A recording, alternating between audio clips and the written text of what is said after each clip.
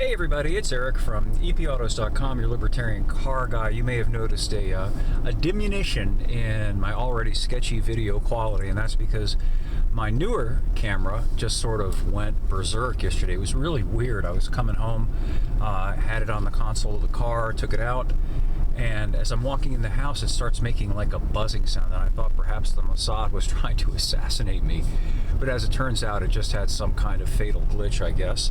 So I've had to revert to using this camera, which is the one I had been using previously, but I decided to stop using because for one reason or another, the lens got occluded, it wasn't focusing properly, so when I was trying to show you stuff in the cars that I test drive and other such things, I really couldn't do a passably decent job of it because of that. Well, until I get another camera, I'm back to this one. So that's the preface to what I wanted to talk about this morning.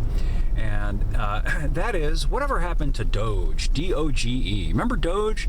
Boy, it feels like it was 20 years ago, doesn't it? But in fact, it was only, we're barely in October, mid-October, so it was only about 10 months ago that Elon Musk, remember him? Don't hear much about Elon Musk anymore, was appointed the head of the Department of Government Efficiency. And for the first couple of weeks and months, we saw what seemed to be a pretty good show.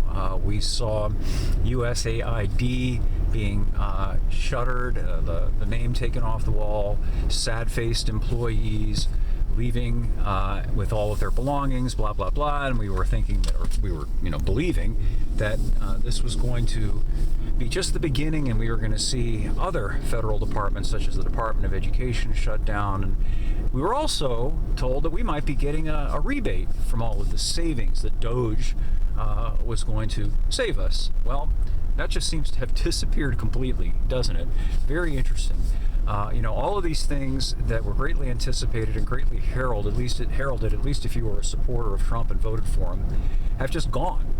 And it's interesting to me that they all seem to have gone right around the same time that Trump decided that the Epstein thing was some kind of and these are his words, Democrat hoax, after telling everybody during the election, constantly talking about how he was going to get to the bottom of it. He was going to release the files. Pam Bondi made a big show of showing all these stacks of what supposedly were information about what Epstein was up to. Everybody knows about all this, and all of a sudden it's a nothing burger.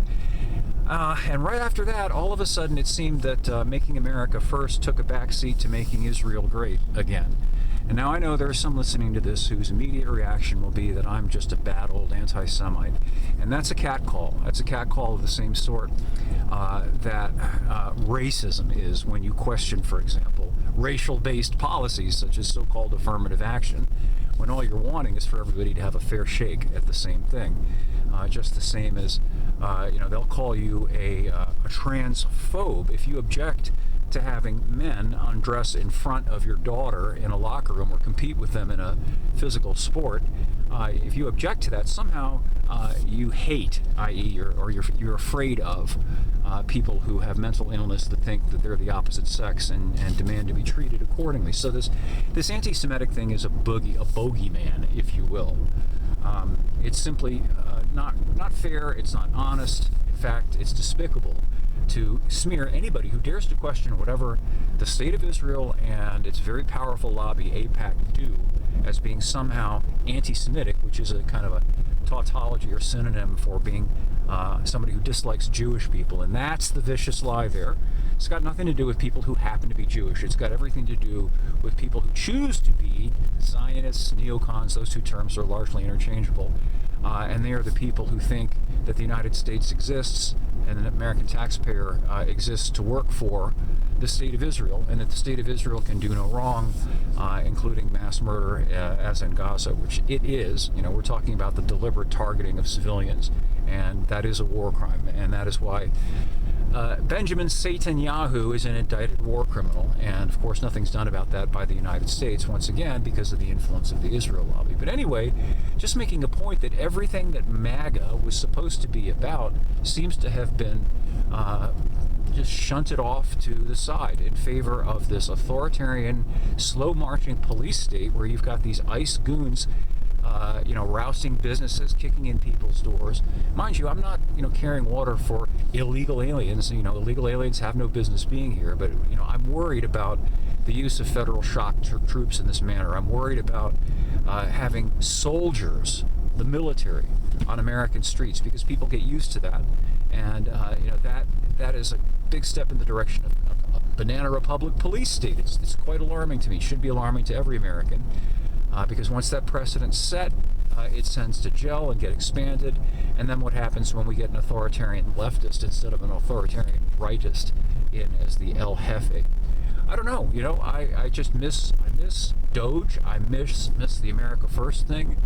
I'm tired of voting harder every time and ending up with, as Tom Woods, my friend, put it, John McCain or Lindsey Graham. And that seems to be always the case. Anyway, hopefully I'll have my camera fixed by the time I do my next monologue. More over at epautos.com, the web's best libertarian gearhead site. Thanks as always for listening to me rant, and if you enjoy me ranting, please tell others about my little channel on YouTube, so I'll get more visits and all of that, whatever good that does me. And I hope you'll swing by EP Autos itself and perhaps consider joining in on the comments, which we don't censor, by the way. EP Autos is actually a free speech zone. So thanks again, and we'll have more for you soon.